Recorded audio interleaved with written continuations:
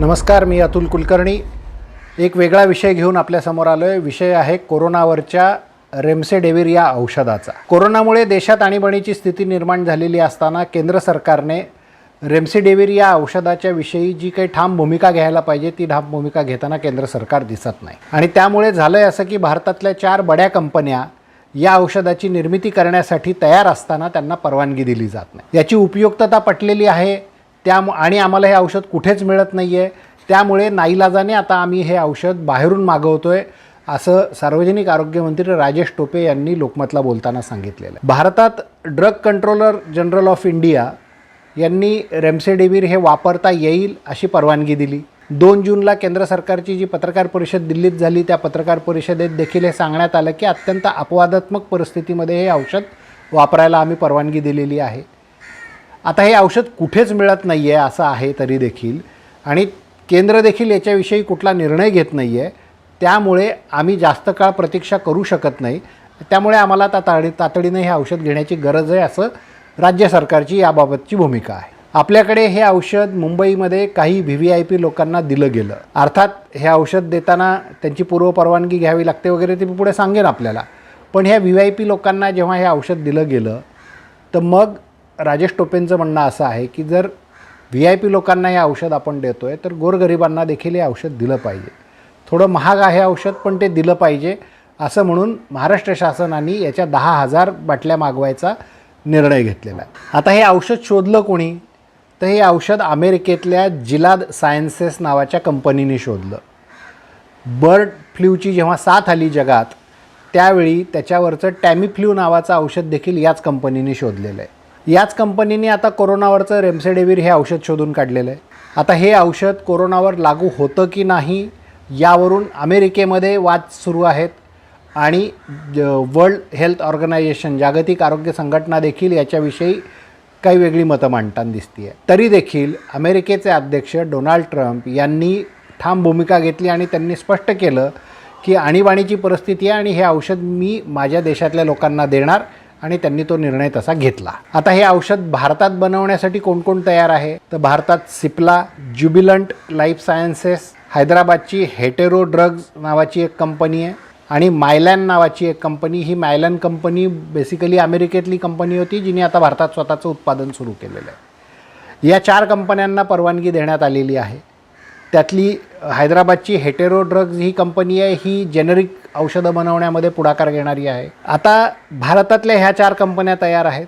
बांगलादेशची entry याच्यात कुठून झाली, तर बांगलादेश हा युनायटेड नेशनच्या यादीमध्ये सगळ्यात गरीब देश आहे आणि जर सगळ्यात गरीब देश जे कोणतेही त्या यादीत असतील त्यांना अशी कुठली औषधं बनवायची असतील तर ते ड्रग ज्या मूळ कंपनीने बनवलेलं आहे त्याची परवानगी घ्यायची गरज नसते। ते फक्त फॉर्म्युला घेतात त्या कंपनीकडनं आणि त्यांच्या देशात ते औषध बनवू शकतात। बांगलादेशची जी कंपनी आहे त्या कंपनीने हे ड्रगचा फॉर्म्युला अमेरिकेकडून घेतला, त्या मी मगाशी जे नाव जिलाद सायन्सेस यांच्याकडनं घेतला आणि त्यांनी बांगलादेशात याचं प्रोडक्शन सुरू केलं। आता हे औषध त्यांनी बनवायला जेव्हा सुरुवात केलं तेव्हा ते SKF नावाची एक कंपनी, आणखी एक कंपनी आहे बांगलादेशमध्ये, 2-3 कंपन्यांनी बनवायला सुरुवात केली। आता या कंपन्यांना त्यांच्या सरकारने काय सांगितलं बांगलादेशच्या, की तुम्ही हे औषध बनवा, फक्त 20,000 त्याचे ड्रग्सच्या बाटल्या स्टॉकमध्ये ठेवा आपल्या देशात लागल्या तर, आणि मग तुम्ही जगभरात तुम्ही विकायला मोकळे आहात, पहिली अट। आणि दुसरी अट त्यांनी घातली की आपल्या देशामध्ये लागणाऱ्या म्हणजे बांगलादेशात लागणाऱ्या रुग्णांना जेवढं औषध लागेल तेवढं तुम्हाला फ्री ऑफ कॉस्ट द्यावं लागेल, बाकी तुम्ही बाहेर किती रुपयाला का विकेनात त्याच्यावर आमचं बंधन असणार नाही। त्यामुळे बांगलादेशाने हे औषध भारताला द्यायचं मान्य केलं। आता प्रश्न येतो की बांगलादेशामध्ये मग या आपल्याकडे जसं विषय येतो आहे भारतात की या औषधांच्या अजून चाचण्या झालेल्या नाहीत, याचे रिपोर्ट्स आलेले नाहीत, मग बांगलादेशातही हे प्रश्न यायला पाहिजे होते। बांगलादेशच्या सरकारने सांगून टाकलं की अमेरिकेने ज्या अर्थी या औषधावर चाचण्या घ्यायचा निर्णय त्यांनी घेतलेला आहे, चाचण्या घेतल्या आणि हे औषध तिथं विकायचा निर्णय घेतलेला आहे, याचा अर्थ अमेरिकेने याचे सगळे जे काही कायदेशीर मार्ग असतील ते पाहिलेले असतील, त्याच्यामुळे आम्हाला आता वेगळ्या चाचण्या घ्यायची गरज नाही, अमेरिकेने जे केलं तेच आम्ही मान्य करू आणि आमच्या देशात प्रोडक्शन सुरू करू। त्यांनी उत्पादन सुरू केलं, स्टॉक ठेवणं सुरू केलं, प्लस बाकीच्या देशांना विकणं देखील सुरू केलं। आता त्यांच्या या भूमिकेमुळेच हे औषध विनासायास भारताला देखील उपलब्ध होतं आहे. आपल्याकडे कोणतंही औषध बनवणं किंवा विकणं, औषध बनवायला देखील परवानगी लागते, औषध विकायला देखील परवानगी लागते. आणि ही परवानगी केंद्र सरकारचं drugs controller general of India यांच्याकडून ही परवानगी दिली जाते. रेमडेसिवीरबद्दलचे प्रश्न अजूनही पूर्णतः सुटलेले नाहीत. कोणत्या स्टेजवर किती प्रमाणात हे औषध द्यायचं, त्याची मात्रा किती असेल हे ठरलेलं नाही. ते ठरल्यानंतर याचं उत्पादन सुरू केलं जाईल आणि असं केंद्राच्या हवाल्याने काही जणांनी याच्या बातम्या छापल्या. पण याच्यावर केंद्र सरकार कुठलीही भूमिका स्पष्ट करत नाही. त्याशिवाय केंद्राने एक अट अशी घातलेली आहे की हे औषध द्यायचं असेल तर हे औषध माझ्यावर वापरण्यासाठी माझी परवानगी आहे असं एक पत्र रुग्णांनी किंवा रुग्णाच्या नातेवाईकांनी लिहून दिलं पाहिजे, ॲफिडेव्हिट. तुमच्या लक्षात आलं असेल तर आपण अनेकदा हॉस्पिटलमध्ये जातो, भूल देताना देखील डॉक्टर लिहून घेतात की हे भूल दिली जाते हे मला माहिती आहे आणि ह्या भूल देण्यामुळे जर काही कॉम्प्लिकेशन्स झाले तर त्याची जबाबदारी पूर्णपणे रुग्णाची असेल किंवा नातेवाईकांची असेल असं लिहून दिलं जातं. हे तर इतकी क्रिटिकल औषधं आहे, याच्या चाचण्यांविषयी प्रश्न आहेत, तरी देखील हे औषध लागू होतं आहे. मग अशी लेखी परवानगी घ्या आणि औषध द्यायला हरकत नाही असं सांगितलेलं आहे.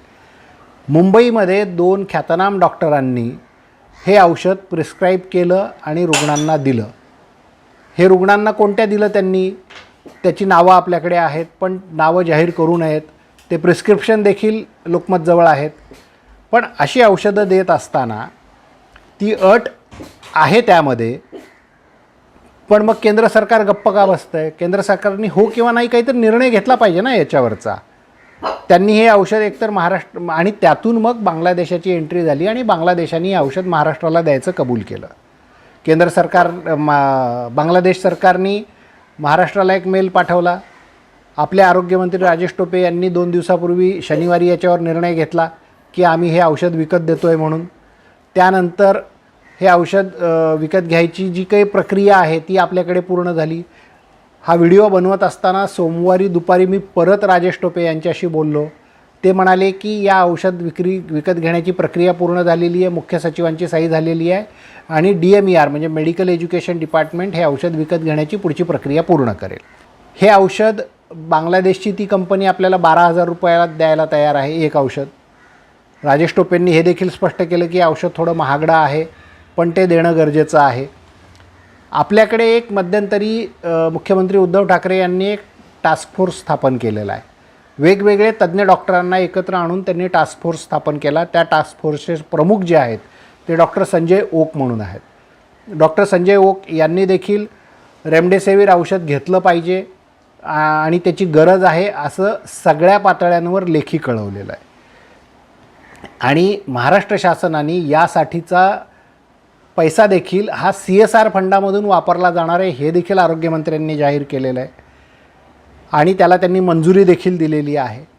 आपल्याकडे भारतामध्ये सिप्ला असेल, सन फार्मा असेल किंवा अशा अनेक बड्या कंपन्या आहेत, रेड्डीज लॅब आहे, अशा मोठमोठ्या कंपन्या आपल्याकडे आहेत. देश स्वबळाची भाषा करतो आहे. पंतप्रधान नरेंद्र मोदी यांनी आत्मनिर्भर भारताची घोषणा केली.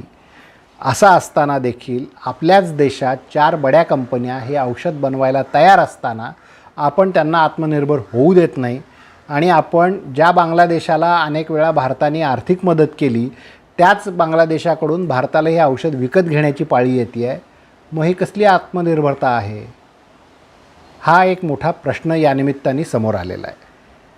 आता मुद्दा त्याच्यात असा आहे की उद्या जर महाराष्ट्राने हे औषध विकत घेतलं आणि बांगलादेशांकडून आणलं आणि ते जर वापरलं, या औषधातून फायदा झाला तर केंद्र सरकार असं म्हणू शकतं की आम्ही तत्वतः मान्यता दिली होती. आणि जर समजा या औषधामुळे नुकसान झालं तर केंद्र सरकार असं म्हणू शकतं की आम्ही याच्यावरच्या चाचण्या व्हायच्यात म्हणून परवानगी दिली नव्हती आणि त्यामुळे आम्ही थांबलो होतो. म्हणजे दोन्ही बाजूंनी बोलायला केंद्र सरकार त्यात मोकळा असेल.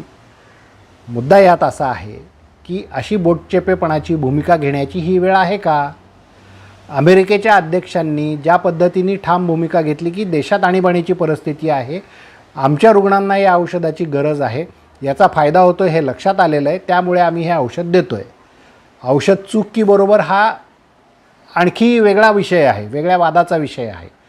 पण आपल्याकडे काही लोकांना मुंबईतल्या काही अत्यंत नावाजलेल्या डॉक्टरांनी हे औषध प्रिस्क्राईब केलेलं आहे, हे औषध दिलेलं आहे. असं असताना आपण जर सर्वसामान्य रुग्णांना हे औषध देण्याची इच्छा महाराष्ट्र शासन जर व्यक्त करत असेल आणि त्या दृष्टीने महाराष्ट्र शासन पुढाकार घेत असेल, धाडसीपणाने निर्णय घेत असेल, तर इथे महाराष्ट्र शासनाचं कौतुक केलं पाहिजे. याचे परिणाम काय होतील? हे ड्रग्ज आपल्याकडे येईल, रुग्णांना दिलं जाईल, त्याच्यातून परिणाम शोधले जातील. रुग्णाला ज्यावेळी ते औषध दिलं जाईल त्यावेळेसची त्याची शारीरिक परिस्थिती, त्याच्या बॉडीमध्ये झालेले कॉम्प्लिकेशन आणि या औषधामुळे त्याच्यावर झालेला परिणाम हा पूर्णपणे वेगळा विषय, केस टू केस वेगळा विषय असणार आहे. मात्र आज गरज आहे अशा पद्धतीचा ठाम निर्णय घेण्याची आणि तो निर्णय महाराष्ट्र शासनाने घेतलेला आहे. आजच म्हणजे सोमवारी याबद्दलचा निर्णय झाला आहे. मुख्य सचिवांची सही झाली असं आरोग्यमंत्र्यांनी सांगितलेलं आहे. आता वैद्यकीय शिक्षण विभाग याच्या विक्रीची प्रक्रिया पूर्ण करेल. केंद्र शासनाने देखील यावर तातडीने निर्णय घेतला पाहिजे. ज्या 4 कंपन्या हे औषध बनवायला तयार आहेत त्या 4 कंपन्यांना परवानगी दिली पाहिजे. त्याचं बारीक मॉनिटरिंग केलं पाहिजे, क्लोज वॉच ज्याला म्हणू अशा पद्धतीचं. पण हे औषध कुठल्याही परिस्थितीत भारतात उपलब्ध करून दिलं पाहिजे. भारतातल्या रुग्णांसाठी जरी उपयोगाचं ठरत असेल तर ते दिलं पाहिजे. जे औषध VIP लोकांना उपयोगाचं ठरू शकतं ते औषध गोरगरिबांना ठरू शकत नाही, हा युक्तिवाद पटणारा नाही. हे औषध कुठल्याही परिस्थितीत दिलं पाहिजे आणि यातून जर काही कॉम्प्लिकेशन झाले तर तुम्ही ते बदलू शकता. पण आम्ही प्रयत्नच केला नाही असं म्हणता येत नाही. आम्ही प्रयत्न केले शेवटपर्यंत. यश येणं न येणं शेवटी प्रत्येक रुग्णाच्या प्रकृतीवर अवलंबून आहे. पण आम्ही शेवटपर्यंत प्रयत्न केले असं म्हणण्याचा जो काही एक संधी होती, जे असं म्हणण्याची ती संधी महाराष्ट्राने निश्चित मिळवलेली आहे. हे औषध आता लवकर आणलं जावं आणि रुग्णांना दिलं जावं. त्यात पुन्हा सरकारी अधिकाऱ्यांची लालफिताशाही आडवी येऊ नये. तातडीने हे औषध उपलब्ध व्हावं ही या निमित्ताने मागणी आहे. नमस्कार.